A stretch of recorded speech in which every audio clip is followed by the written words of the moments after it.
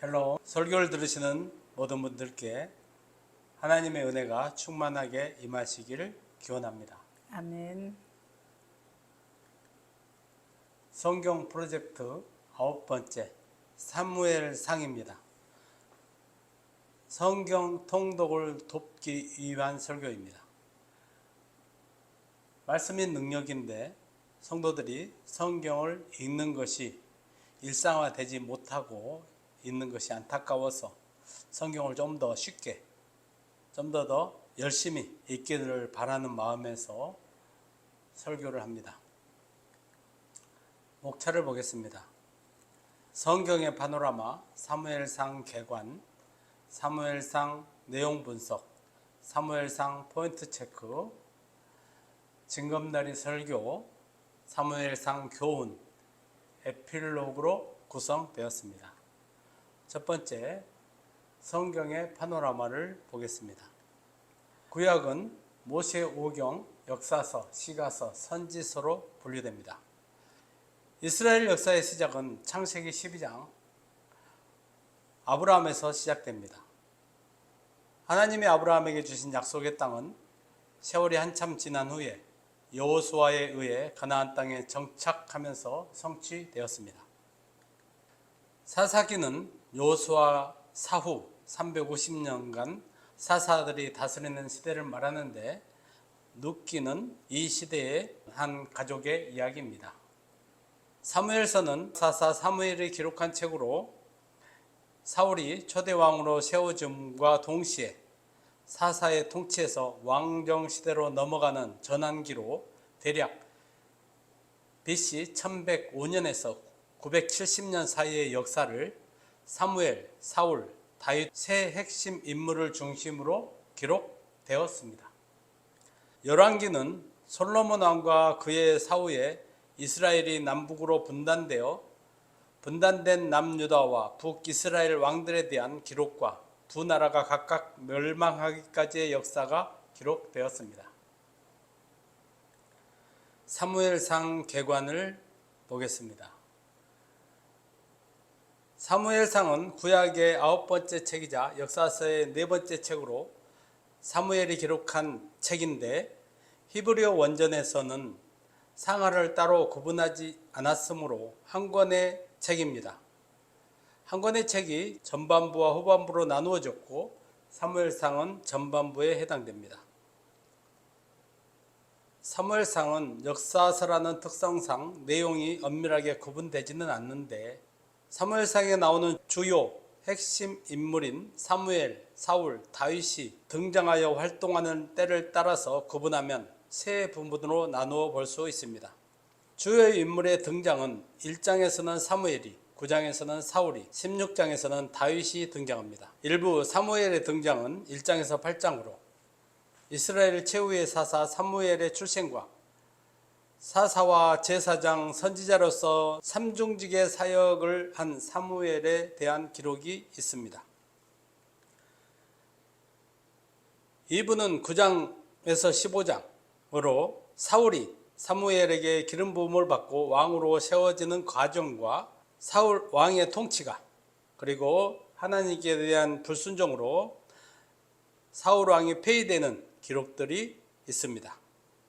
3부는 16장에서 31장으로 다윗이 사무엘에게 기름 부음을 받고 전쟁에서 활약하는 것과 사울에게 쫓기는, 그래서 많은 시련을 겪는 것들이 기록되어 있고, 사울 왕의 몰락이 기록되어 있습니다. 사무엘상을 기록된 순서에 따라서 좀 더 구체적으로 내용을 분석해 봅니다. 일부 1장 1절에서 3장 21절은 한나의 기도와 사무엘의 출생과 엘리 가문의 몰락이 예언되어 있습니다. 두 번째는 4장 1절에서 8장 22절로 블레셋과의 아벡 전투에서 패배하여 엘리 가문이 몰락하고, 사무엘의 등장으로 에베네셀 전투의 승리와 사무엘의 사역과 왕을 요구하는 백성들의 기록이 있습니다. 2부는 9장 1절에서 12장 25절로 하나님의 명령으로 사무엘이 사울에게 기름을 붓고 사울의 왕정이 시작되면서 동시에 물러나는 사무엘의 고별 설교 내용이 기록되었습니다. 13장 1절에서 15장 35절까지는 블레셋과의 전투에서 요나단의 활약과 사울의 불순종과 왕의 폐위 선언과 사울과 사무엘의 결별 내용이 기록되었습니다. 3부는 16장 1절에서 19절까지를 먼저 보면 다윗이 기름 부음을 받고 전쟁에서 골리앗을 물리치고 요나단과의 우정을 쌓아가는 반면에 사울왕의 시기를 받는 것이 기록되었습니다. 20장 1절에서 27장까지는 다윗과 요나단이 상호 보호 조약을 맺는 것과 사울왕이 다윗을 살해하려는 시도가 본격적으로 진행되는 것들이 기록되었습니다. 28장 1절에서 마지막 31장 13절까지는 블레셋이 침략해서 길보아에서 전투가 벌어졌는데 이스라엘이 패전하여 사울과 요나단이 사망하면서 사울의 시대가 막을 내리는 것까지 사무엘상에 기록되었습니다. 사무엘상 포인트 체크를 해보겠습니다. 첫 번째 포인트는 하나님의 주권에 대한 것입니다.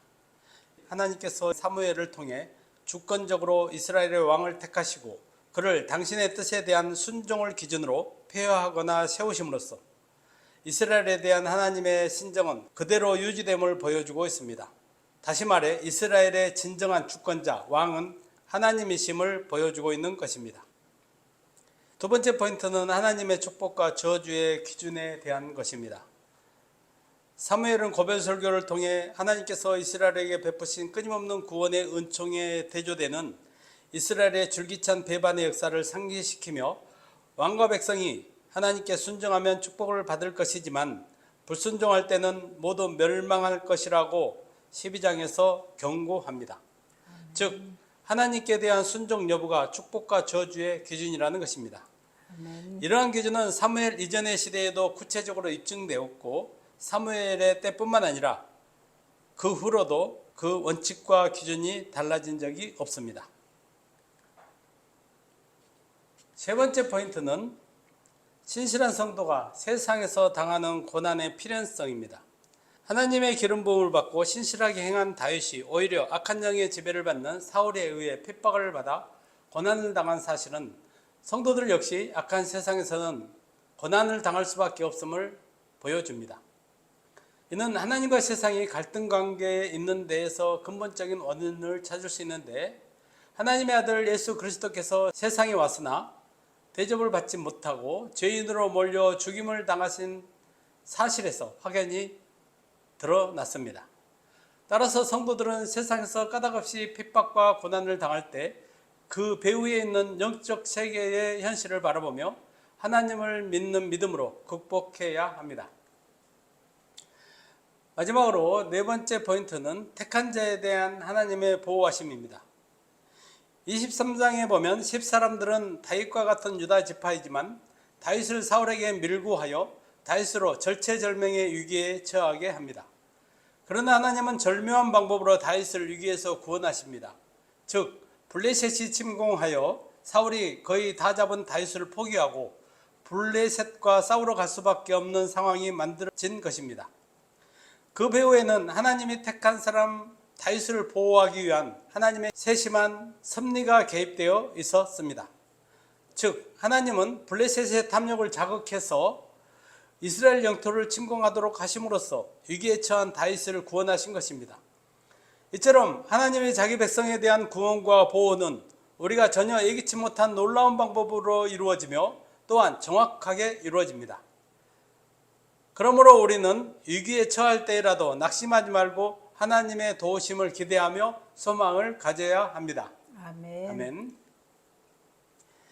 징검다리 설교 하겠습니다. 원포인트 설교입니다. 성경 통독을 좀 더 쉽게 지루하지 않게 읽을 수 있도록 징검다리를 놔주는 차원에서 하는 설교입니다. 제목은 다윗과 골리앗의 싸움입니다. 본문은 사무엘상 17장 40절에서 42절입니다. 같이 한번 읽어 보겠습니다. 손에 막대기를 가지고 시내에서 매끄러운 돌 5을 골라서 자기 목자의 제구 곧 주머니에 넣고 손에 물매를 가지고 블레셋 사람에게로 나아가니라. 블레셋 사람이 방패든 사람을 앞세우고 다윗에게로 점점 가까이 나아가니라. 그 블레셋 사람이 둘러보다가 다윗을 보고 업신여기니 이는 그가 젊고 붉고 용모가 아름다움이라. 아멘. 본문의 맥락을 보겠습니다. 16장에서 다윗은 8형제 중에 막내로 양치는 목동에 일을 하다가 하나님께 택함을 받아 사무엘에게 기름 부음을 받습니다. 그 후에 다윗은 하나님의 영이 임했고 하나님이 떠난 사울은 악령에게 시달렸습니다. 그때 사울의 곁에서 수금을 타서 치료하는 일을 다윗이 하게 되면서 다윗과 사울의 인연이 시작됩니다. 다윗에게 골리앗과의 싸움은 매우 중요한 포인트입니다. 다윗은 기름 부음을 받았지만 여전히 아버지 밑에서 양치는 목동으로 살다가 아버지 심부름으로 간 전쟁에서 적장 골리앗의 말을 듣고 의분을 일으켜 직접 싸움에 나가 골리앗을 죽이는 것이 터닝 포인트가 되어서 다윗은 역사의 전면에 등장함과 동시에 사울 왕의 정적이 되는 것을 볼 수 있습니다. 골리앗을 죽이고 돌아온 다윗을 사울 왕은 칭찬하고 사울 왕의 아들 요나단과 다윗은 친구가 됩니다. 사울 왕은 이후에 다윗을 군대의 천부장으로 삼았고 다윗은 그 맡겨진 모든 일을 지혜롭게 잘 행하였습니다. 그런데 전쟁에서 돌아올 때 여자들이 자기보다 다윗을 더 칭송하는 소리를 듣고 사울은 그때부터 다윗을 시기하며 주목합니다. 사울은 자기에게 수금을 타서 치료해주는 다윗을 죽이려 하다가 사위를 삼았다가 다시 죽이려 하고 하면서 다윗을 없애려고 애를 씁니다. 결국 다윗은 군대의 천부장에서 사울 왕에게 쫓기는 도망자 신세가 됩니다. 다윗이 왕궁을 떠난 후에도 사울 왕은 다윗을 죽이기 위해서 계속 추격하는 것을 볼 수 있습니다. 그러나 사울 왕의 노력은 하나님의 보호받을 뿐만 아니라 용감하고 지혜로운 다윗을 죽이는 데 성공하지 못합니다. 죽이려는 사울과 피하는 다윗 사이에 요나단이 있습니다. 요나단은 사울의 아들이지만 용맹한 전사로서 다윗을 사랑합니다. 아버지인 왕의 명령에 따라야 하는 입장인데 다윗도 보호해야 하는 딜레마에서 힘들어합니다. 그러나 다윗의 결정적인 위기 순간에는 다윗의 편에서 다윗을 돕고 아버지에게 미움을 받는 것을 볼 수 있습니다. 사무엘상 마지막에 블레셋과의 전쟁에 패전하고 사울 왕과 요나단이 죽는 장면이 기록되어 있습니다. 설교 본문의 포인트를 체크해 보겠습니다. 다윗이 골리앗을 물리치는 장면을 살펴보겠습니다. 골리앗에 대한 소개는 4절에서 7절까지 자세하게 설명합니다. 일단 덩치가 엄청 큰데 키가 6규빗 한 뼘이라고 합니다. 대략 290cm 정도 됩니다. 큰 키에 노트구와 갑옷을 입고 엄청나게 큰 창을 들고 방패는 앞에서 따로 들게 하였습니다.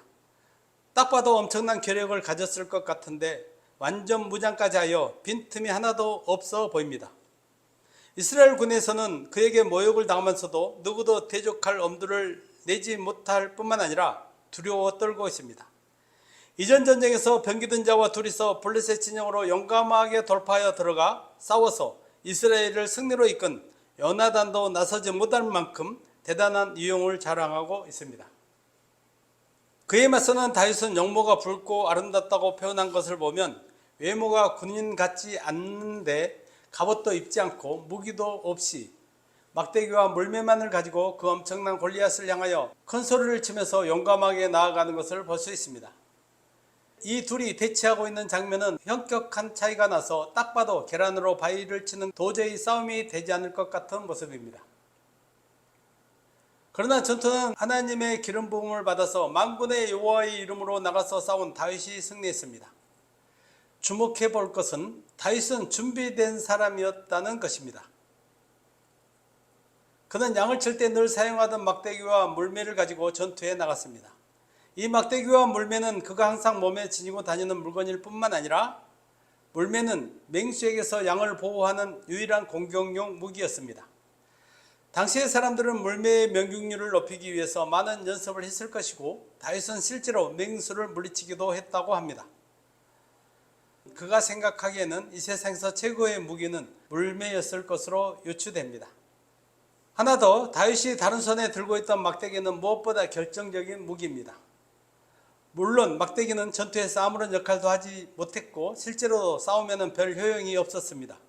그러나 완전무장을 하고 방어체계를 갖춘 골리앗이 막대기를 가지고 나온 다윗의 모습에 방심하고 흥분하여 긴장을 해제하고 무방비 상태가 되게 하는 역할을 했습니다.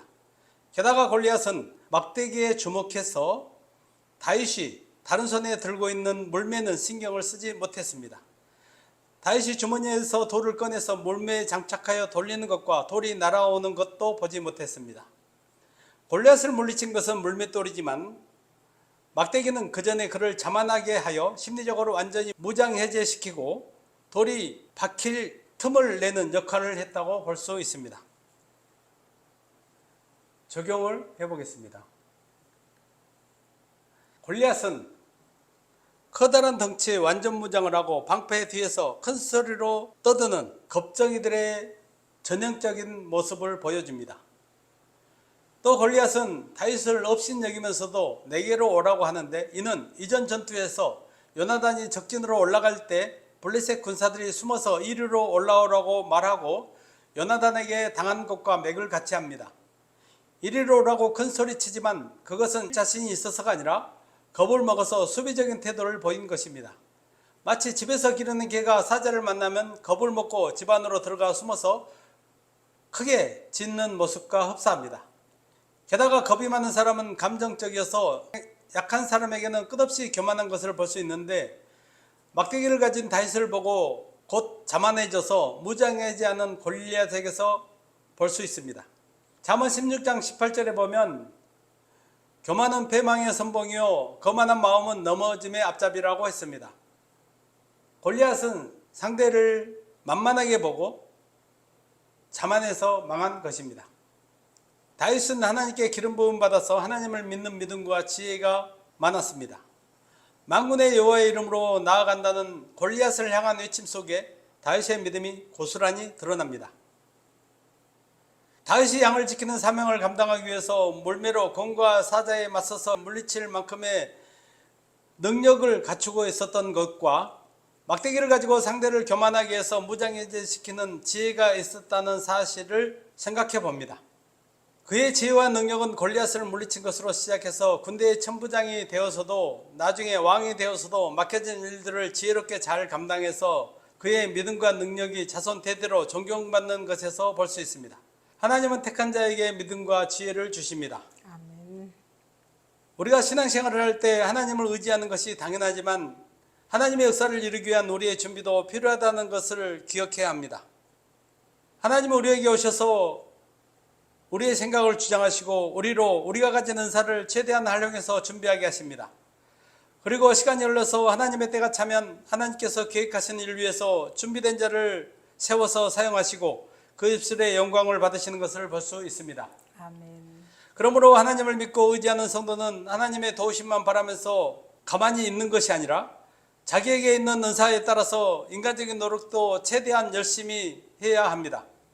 하나님이 기뻐하시는 다윗과 같은 참된 믿음은 하나님이 사용할 때를 준비하며 열심히 사는 것입니다. 마지막으로 구원자나 영웅의 탄생은 본인이나 백성들에게는 기쁜 일이지만 기득권을 가진 사람에게는 위기가 온 것입니다. 특출난 사람이 기득권을 가진 자들에게 고난과 핍박을 당하는 것은 흔하게 일어나는 일입니다. 우리나라 속담에도 모난 돌이 정 맞는다는 말이 있습니다. 다윗도 자기가 가진 지혜와 재능으로 자기의 사명을 다했을 뿐인데 기득권을 가진 사울 왕에게 죽임을 당할 처지에 놓입니다. 그러나 하나님의 택하심을 받은 다윗은 하나님의 섭리 가운데 보호를 받아 끝까지 고난을 잘 견디고 결국은 이스라엘의 왕위에 오릅니다. 예수님도 기득권을 가진 자들에게 수많은 핍박을 받고 십자가에서 돌아가셨지만 하나님의 섭리 가운데 부활로 승리하셔서 만왕의 왕이 되신 것을 볼 수 있습니다. 아멘. 사무엘상 교훈을 보겠습니다. 사무엘은 어머니의 간절한 기도로 태어났고 하나님의 집에서 자랐습니다. 제사장 엘리는 육신의 눈과 영적인 안목이 어두웠고 아들 제사장들은 하나님의 제사를 멸시하는 악행을 저지르는 환경이었습니다. 사무엘은 신앙이 좋은 어머니의 영향으로 주야로 성소에 기거하면서 여호와의 율법을 묵상하고 하나님께 기도하며 하나님과의 교제에 힘썼고 하나님과의 교제를 통해서 경건하게 잘 자랐습니다. 하나님은 그런 사무엘을 어두운 시대를 밝히는 등대로 세워주셨고 그는 끝까지 겸손하게 자기의 사명을 잘 감당했던 것을 볼 수 있습니다. 사울은 어느 날 갑자기 왕으로 선택되었습니다. 성경에는 백성들도 사울 자신도 왕이 되는 것을 받아들이지 못한 모습을 여러 군데서 볼 수 있습니다. 사울은 왕이 될 준비가 되어 있지 않았고 왕이 될 자질도 생각도 없었으므로 왕이 되어서도 초기에는 자신감이나 책임감이 없었습니다. 그러다가 적이 쳐들어오자 하나님의 영이 사울에게 임하여서 용기가 생기고 하나님의 역사하심으로 전투에서 승리하면서 점점 마음이 교만해지는 것을 볼 수 있습니다. 어느 날 로또 복권에 당첨된 사람이 얼마 못 되어서 이전 형편보다 나빠지는 보도를 자주 듣게 됐는데 사울도 거저받은 왕의 직위를 무책임하게 너무 남용하고 교만해서 범죄하여 하나님이 떠나고 결국은 망한 것을 볼 수 있습니다. 성도들도 조금 잘 나간다고 교만해져서 하나님의 은혜를 저버리다가는 다시 고난 가운데 빠질 수가 있습니다. 지금이 기회입니다. 지금 하나님의 은혜에 감사하며 겸손하게 열심히 살아야 합니다. 아멘. 사울에 비하면 다윗은 일찍이 기름 부음을 받고 하나님 안에서 철저하게 훈련되고 준비된 지도자라고 볼 수 있습니다. 많은 영광과 고난도 겸하면서 하나님의 철저한 보호 속에서 살았습니다. 그도 때로는 위기가 닥칠 때 믿음이 약한 인간적인 모습도 보입니다. 그러나 위기 때마다 하나님을 믿는 믿음으로 승리하는 것을 볼 수 있습니다. 성도들도 완전한 믿음으로 매사에 승리만은 할 수 없습니다.